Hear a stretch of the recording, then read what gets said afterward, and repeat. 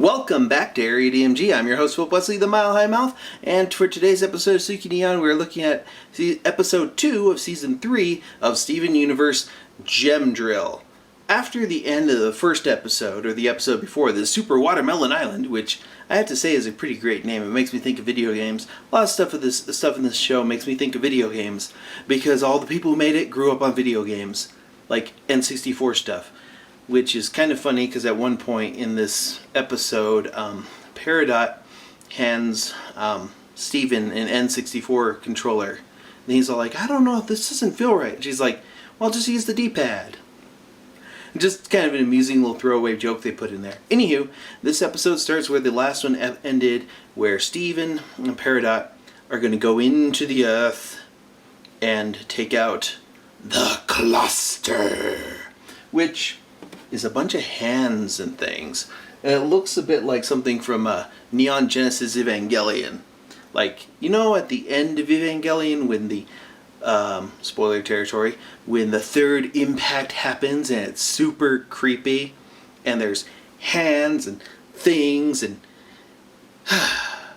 That's such a good movie. That's such a good series. Anyways, still lots of Evangelion vibes from this. I mean, this series does a lot of that.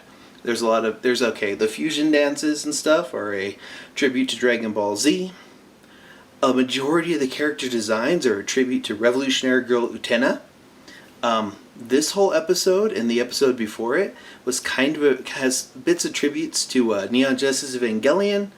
And of course there's the obligatory, oh, it's totally Sailor Moon. No, not really. I mean, there is a little bit of Sailor Moon there, but this is more about Revolutionary Girl Utena. Which, oh man, we're gonna review that at some point. That one's fun. That one's pretty fun. Can't wait for that to come out on Blu-ray. Anyways, back to Steven Universe. So, they're on their way to kill the cluster. They're drilling through the earth.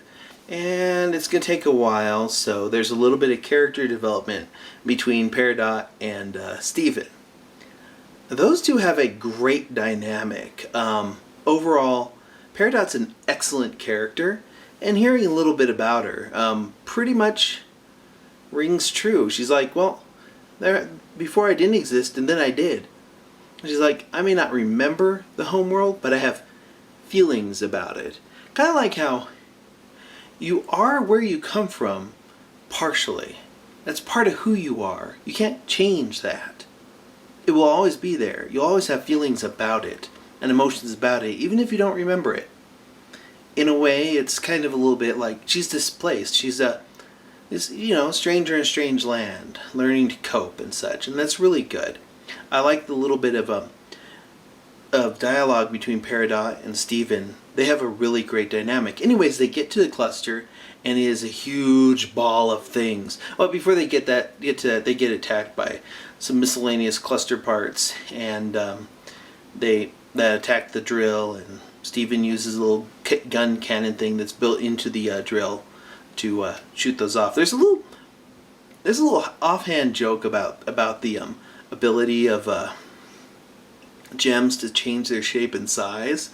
When Peridot's like, well, she figured that everyone would just kind of shrink down to fit inside the drill, even though it really, not very comfortably, fits only just Steven and her.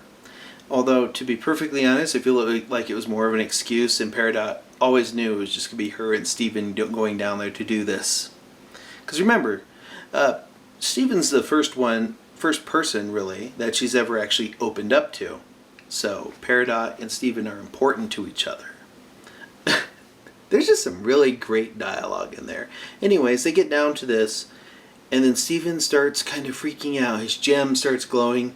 He starts going through okay, in Neon Genesis Evangelion, when you sync with an Eva, there's all this stuff behind you, like a little rainbow effect and all this stuff, like this just going into it. And Steven seems to be able to detect the souls of the... remember how he was able to kind of project himself into the watermelon Stevens in the previous episode? He can kind of learn and empathize with the souls of the gem shards inside the cluster. The cluster starts trying to form, and then Stephen just kind of freaks out a bit, and then suddenly just kind of blacks out. And then his whole consciousness is essentially talking to the consciousness and souls of the gem shards. And he convinces them not to form by telling them to bubble themselves. He starts putting those in a bubble because a bubble is stasis. They don't move or change in that stasis. It may be different for some shards. When Peridot was bubbled, she had no memory from when she was bubbled to after she was bubbled. But some of them, like the centipedal, tend to have a little bit of memory while they're in the bubble. I think it really just has to do with your circumstances when you're bubbled. So, to make a long story short, Stephen bubbles the cluster. Instead of destroying it, he bubbles it. He keeps it trapped in a stasis, which I'm pretty sure that won't be a problem later on. Oh wait, yes it will be. It really will be. That'll totally be a problem later on in this series. Well, I hope it's a problem, because it felt like a loose end. With the previous episode with Jasper falling into the earth, and with this episode with them bubbling the cluster, I feel like the world's not done with you yet. To quote a character from Civil War, spoilers! Anyways, I'm not even telling you who it is who says that, or to who. So ha! Anyways, they bubble the cluster, everything is saved, they get back up to the surface, and you have Garnet, Amethyst, and Pearl showing up with Lapis Lazuli, and Stephen says, well, I bubbled it. And that's kind of the end of that episode. And I'm like, okay, I wonder what next week's is going to be. So, what do you think the next big threat will be?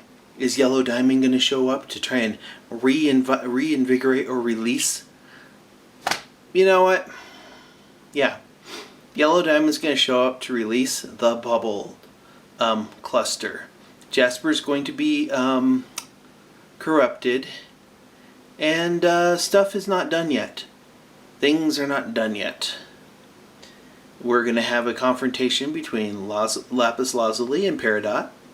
And we're going to get to see how Lapis Lazuli works with all these other characters. I really want to see Lapis Lazuli interacting with the people in the town. Specifically Greg, who based one of his album covers off of her. So yeah, looking forward to seeing where they go now. Although I can kind of guess where they're going with some of this stuff. What do you think? Where do you think they're going to do for the next episode? Where do you think they're going with this series? Let me know in the comments below. Hit that thumbs up if you haven't already. Hit that subscribe button if you haven't already. And until the next episode comes out, you are now caught up.